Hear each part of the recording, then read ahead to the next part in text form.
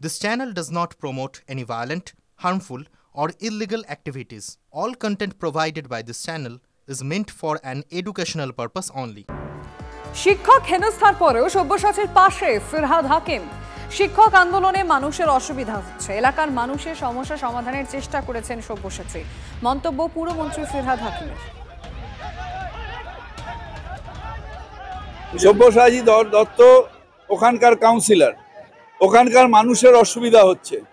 Local মানুষ protest করলে কাউন্সিলরকেও আসতে হবে। তো লোকাল মানুষ প্রোটেস্ট করছে যে আপনার রাস্তা আটকে রেখে দিয়েছেন, আর সব্যসাচী দত্ত চুপ করে বসে থাকবে? সে লোকাল মানুষের পাশে দাঁড়াবে না, লোকাল মানুষের অসুবিধার কথা বলবে না, লোকাল মানুষের যাতে অসুবিধা নিবারণ করার জন্য চেষ্টা করবে না। গতকাল সব্যসাচী দত্ত ঠিক কি বলেছিলেন শুনবো।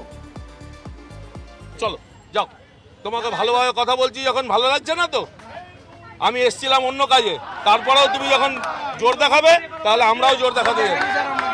জোর দেখাতে এসো না ভাই, রিকোয়েস্ট করেছি, আমি চুপ করে দাঁড়িয়ে আছি এখানে। এ ভাই সুপ্রিম কোর্টে যাও তো, পেছন থেকে কথা বলে কি করতে চাইছো, কি বোঝাতে চাইছো তোমরা? তোমার গাড়ির সামনে বসে থাকলে চাকরি হয়ে যাবে তো, সারাদিন বসে থাকো। বেশি বাড়াবাড়ি করো না, আন্দোলন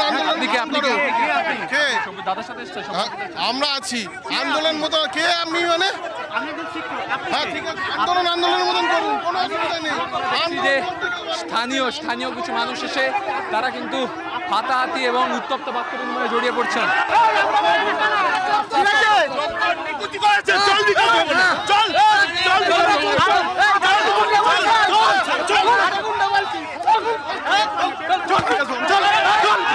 হেলমেট দিয়ে মারা হলো, হেলমেট দিয়ে মারা হলো, হেলমেট দিয়ে মারা হলো। সব্যসাচী দত্ত হেলমেট দিয়ে কিন্তু মারলেন, হেলমেট দিয়ে মারলেন এবং এভাবে কিন্তু দাদাগিরি দেখানো হচ্ছে। হেলমেট দিয়ে মারার চেষ্টা, হেলমেট দিয়ে যোগ্য শিক্ষকদের হেলমেট দিয়ে মারার চেষ্টা এবং সব্যসাচী দত্তর উপস্থিতিতেই কিন্তু এভাবে মারধর করা হচ্ছে। শিক্ষকদের উপর হেনস্থা, এর বিষয়ে কি বলেছেন শুভেন্দু অধিকারী শুনবো। মমতা ব্যানার্জি ওকে বিশ্বাস করে না। মমতা ব্যানার্জি কৃষ্ণা চক্রবর্তী, সুজিত বোসকে বিশ্বাস করে। এ ঢুকতে চাইছে রাজারহাট গোপালপুরে অদিতি মুন্সি, রাজারহাট নিউ টাউনে তাপস চ্যাটার্জি, বিধাননগরের সুজিত বোস। ও দাঁড়াবে কোথায়? ওকে এইসব নোংরামি করে গুন্ডামি করে নাম্বার বাড়াতে হবে, তাহলে যদি ঢোকা যায় চেষ্টা চরিত্র করে। উনি ঢুকতে গেছিলেন, আপনারা হয়তো সেটা ক্যামেরায় দেখেছেন।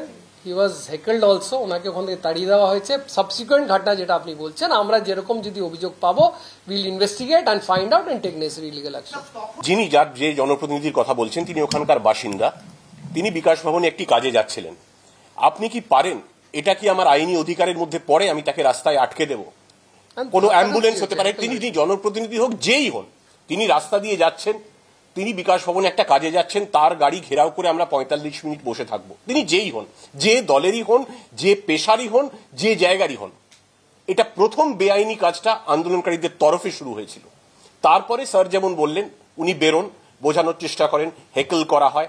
তারপরে যে অপ্রীতিকর ঘটনা, সেই ব্যাপারে কোনো অভিযোগ এলে নিশ্চয়ই ব্যবস্থা নেওয়া হবে। কিন্তু এটা অন রেকর্ড ক্লিয়ার করে দিতে চাই, প্রথম বেআইনি কাজটা কিন্তু আন্দোলনকারীদের তরফেই করা হয়েছিল। যে ওখানে উনি থাকছিলেন, যখন ঢুকতে পারেননি, ওনার গাড়ির সামনে আবার শুয়ে পড়া হয়েছে, মানে he was not allowed to leave also. তারপরে যে সাবসিকুয়েন্ট হয়েছে, আমি বললাম ইটস এ ডাইনামিক সিচুয়েশন। তখনই পুলিশ এইটা করেনি কেন, ওটা আমি তো বললাম যে প্রথম 11টা থেকে তো ইলিগাল কাজ হচ্ছে, পুলিশ কিছু করেছে তখন। Idea was to control the situation, যতটুকু সংযত থেকে সব তরফ থেকে। চাকরিহারা শিক্ষকদের পুলিশের লাঠিপেটার প্রতিবাদে রাজপথে মিছিল। কলেজ স্ট্রিট থেকে ধর্মতলা পর্যন্ত মিছিল। এসএসসিআইএ সৌরভ দত্ত রয়েছেন, কথা বলবো। সৌরভ,